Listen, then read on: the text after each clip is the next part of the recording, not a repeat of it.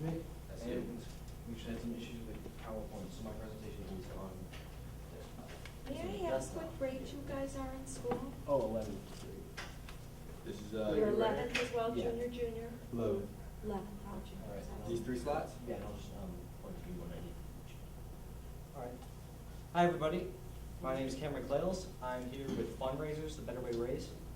And what my company does is we try to raise money for like extracurricular activities, sports teams, anything like that that needs a hand. But we try to do it without the stereotypical like bake sale. How many of you have ever taken part in, bought something from, even just seen a bake sale in your school? How many of you still have whatever you bought there today? I really hope you don't. That's the hint. Yeah. So what I decided to do is look into smaller keepsake things that will remind people every day, hey, I helped out such and such's team, or I helped build on, do something.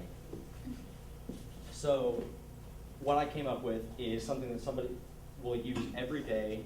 They can always count on them, and even people from whatever you're trying to support will like these as pens. So if you want to just pass that around among the judges, and here's one for the audience. So how I got these is I was sitting around one day.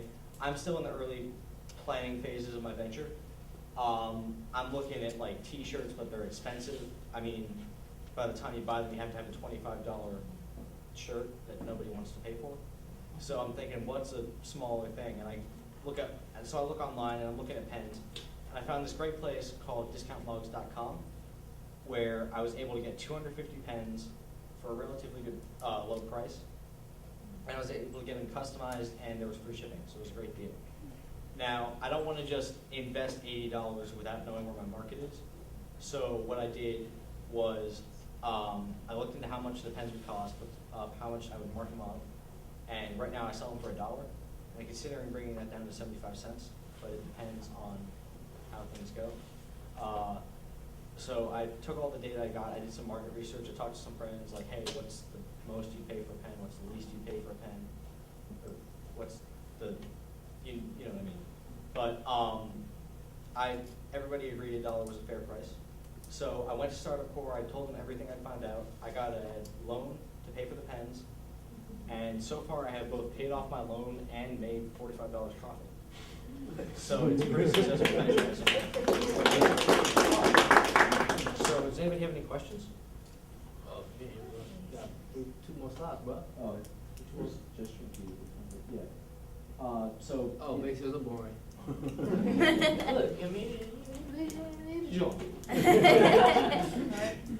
All right, so does anybody have any questions? So, I think it's going to be really hard to just being making money off of the upsale of the actual item, right? So there's a lot of like anyone can go to that website, right? Wants it to go and find that. I think where you're real, where there's an opportunity is in the packaging for groups to sell. So you come up with the package of, okay, you have a school team and you want to raise X number of dollars. Here's the $1,500 package, guaranteed to make you $1,500 if you sell everything in this. And I think it's in that packaging and in that value add. You really have to kind of explain, maybe you can explain more about what's the value add other than the fact that you went to a website and put logos on a pen. All right. Yeah, I was actually, in the future, I forgot to bring this up, but I am considering, actually, I've got a friend at Central, and I actually talked to him about maybe bringing the same kind of idea to his school. Right now, I'm actually just testing the market with different things. Like, some people also said they'd be interested in buying wristbands or a hat, something else besides, like, just what else is there besides a pen? Also, pens, you have to order a lot of them. So that is actually what deters people from going and doing the same thing I did, is they are, like, it's ridiculous. I still have over 100 pens in my life. Anybody else? Well, one thing is I worked with a group at another school that was with Startup Core, and it was interesting. They were selling bracelets, like handmade bracelets in the school, and I saw someone sitting there with a bracelet that supported breast cancer, and I think it was like a I Love Boobies bracelet or something. It was pink, right? And I asked them how much they paid for it, and they said $5 or something like that at the store in the corner. I went to Google and showed them the same bracelet they could get for 30-something cents each. So what's interesting is that depending on your audience, you'd be amazed at how much people are willing to pay for something based on the fact that the corner store has them for $5. No one ever went to Google, so I showed them how they could have just Googled it, kind of Dave's point, they already knew they had an audience. They knew that people would spend $5 for these because every kid I saw in the class had them on. But what they didn't know is that they could get them for 30 cents, maybe sell them for $1.50, right? Completely undercut the store at the corner and also help their school. And I think that if you're selling some things like this, don't underestimate the value of like people in your school wanting to also support you. Right. If you wanted to get bigger than that, I'm kind of with Dave, and I would think that your pen should be something that stands out more. Yeah.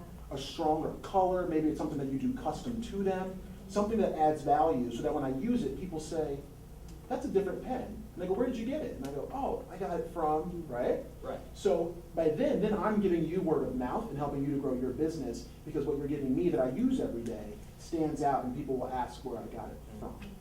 All right, and what I found then is really the big push that gets most people to buy the pens is I'm currently supporting the school Frisbee team, which is a big hit here. We don't have football, we have Frisbee. So, yeah, that is honestly, you're not buying the pen, you're buying some kid's tenth of a Frisbee.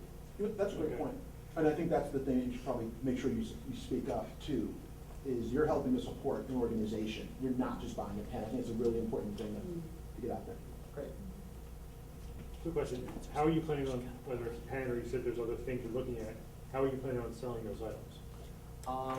I've actually, right now, I've honestly just been going door to door with them. Sometimes I like set up a little table at lunch or stuff like that. I gave a bunch to the other people on the Frisbee team to take home and sell to relatives around Christmas, and that was great. That was like half of my interest right there, gone. So yeah, and then we're considering reinvesting the money we made as the team into something else that we could sell, because they like doing this. It was a fun experience for them. And again, that's something you don't get out of a big sale. The big sale, you eat them up and it's gone. This, you're writing it for release the next week, depending on how organized your own depends. The last thought, in fact, I just got it home from my son's school today, was at Christmas time they sold cups for your favorite teams. So you could buy cups for the Eagles or and that's what made it kind of cool. So I'm just going with the same thing that these gentlemen said as well, which is figure out a niche market. But I think the selling it at Christmas, while it may have been random, could be a really great strategy because people open up their books at Christmas, open up their wallets at Christmas time and are looking for interesting gifts. Oh yeah, believe me, that was intentional. Excellent. And Yeah, I was cash even flow. telling them at the Christmas dinner table, like right there. Absolutely. Friends and family, that's the way you start out, right? That's where we go first, right? Friends and family. You go to your friends and family first, right? You know what I'm saying?